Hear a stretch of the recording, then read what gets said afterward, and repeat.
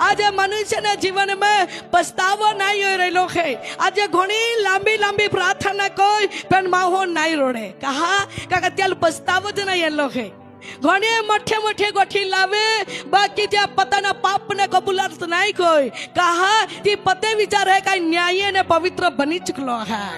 घણા વ્યક્તિ बड़ा समर है बाकी जीवन अंदर वह वो सफलता नहीं त्या जीवन में ये कहा का त्या मन में के लागे आई तो पवित्र बनी चुकलो है। परंतु सर्वशक्तिमान प्रभु ना वचन द्वारे ईश्वर मान ने तुम्हाल आपा लाखे तमे दरेक व्यक्तिओ पछतावोनी साथे देवना चरणे झुकना है। हालेलुया काका तो देव है आपा माओ है।